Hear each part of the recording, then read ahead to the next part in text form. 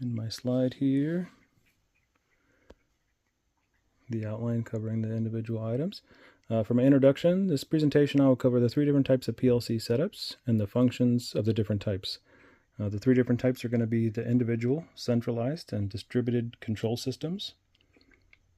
Definition of the individual, centralized, and distributed control systems.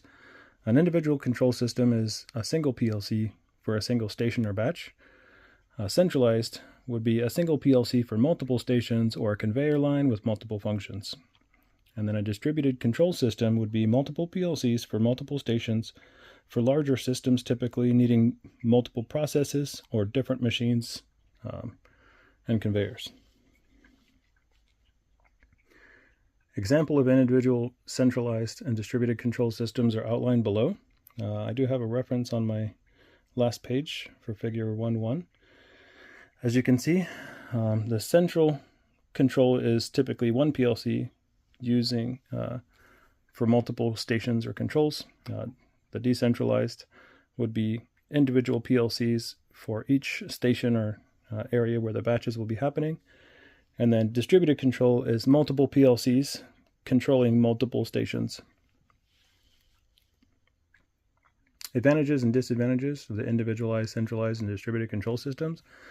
This is just from my personal experience. For an individual system, there's advantages, like it's a smaller system and it's a lot less to troubleshoot if something was to occur. And the smaller systems have smaller, more manageable programs. Typically, it's really easy to find, what's happening inside the program.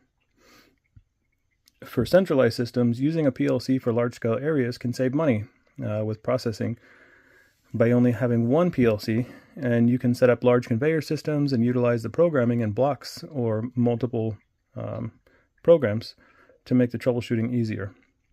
And then for distributed control systems, having multiple PLCs can help to run large systems without having issues with processing power or running a ton of wires. One disadvantage of the programming is setting it up and having multiple programs to no part of the system. Then if the other is expecting feedback and it fails or crashes, then it can stop the large systems with one failure. We have something like a automated storage and recovery system where we have 3 PLCs that are all talking to each other, and it all runs a large system. But if one of the PLCs has a failure, then it can affect the other 2 and completely shut down this entire unit. Examples of a closed loop system.